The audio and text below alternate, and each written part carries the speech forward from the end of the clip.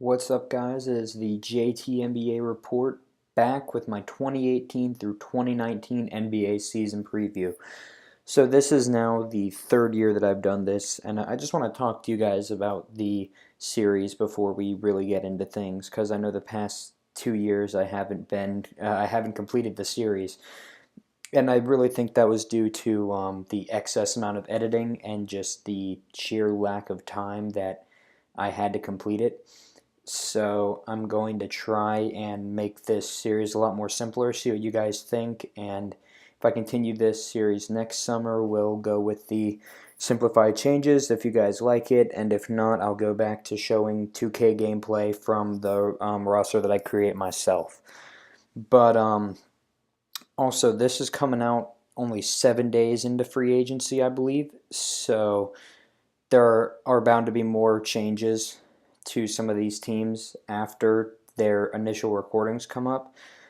However, I just don't feel that there's going to be really any signings that could potentially put a team over the top, and the trade market seems to be lowering as we speak. And to be honest, this has really been one of the least, I guess, impactful free agencies or active free agencies. That's a better word. I mean, the only big move really was LeBron to the Lakers and Boogie to the Warriors to some degree. But, I just wanted to run through that before we get started. But, anyways, so our first team, which is ranked number 30, is the Atlanta Hawks. So basically, they decided to let go of Al Horford, let go of Paul Millsap. They traded Dwight Howard to the Hornets, and they really did start tanking last year, and they really haven't done anything in the offseason besides their draft picks. So if we look at what they had 3 first-round draft picks, which was good. My only stipulation with that comment is let's look at who they got. So they got Trae Young, which I was quite surprised. They had the third pick, and there have been reports leading up to draft day that Luka Doncic, who I think is going to be a great player, was number one on their draft board. And I don't get why you trade him for Trae Young. Um, it just seemed like a crazy move. I believe they got a first round pick. Don't quote me on that, but I don't know. I still wouldn't have turned down that offer, or I still wouldn't have accepted that offer. But so Trae Young, looking at him, summer league's been going on. He hasn't looked very good. He's a really streaky shooter, which I know that good shooters from college, are really hit or miss. But I think that if you have a guy who's established like Luka Doncic, you take him 10 times out of 10 over a guy who could either be a boom or bust.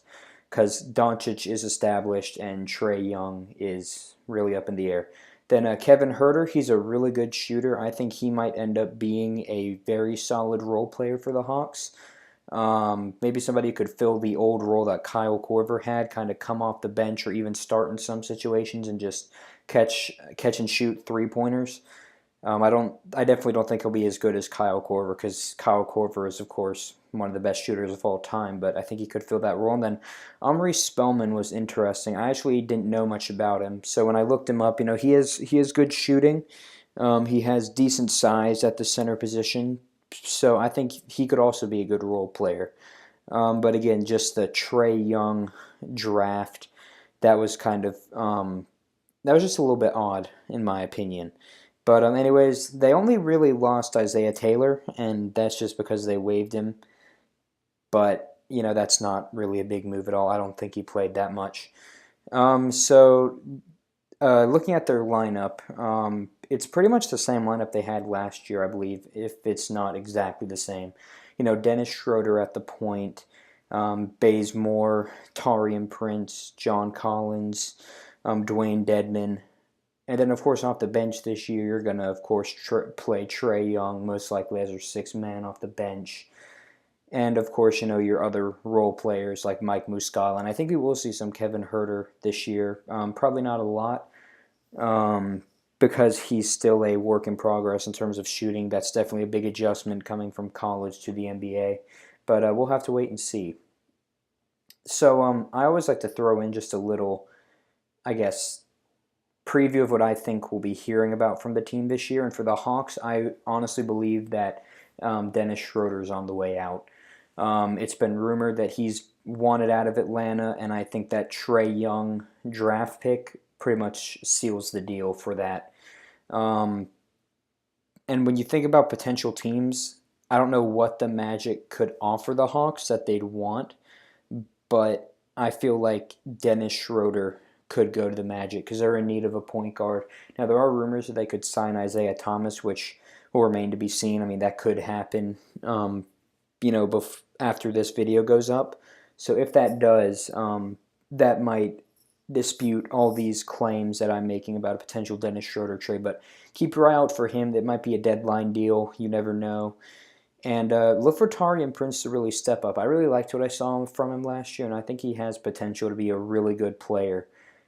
I don't know exactly like what his peak is. Like I don't think he'll be an all-star, but I think he'd be a very solid starter or sixth man for them once they become a competitive team. But anyways, guys, this has been the JTNBA report with my number 30 team, the Atlanta Hawks, and I will see you again for number 29. Bye-bye.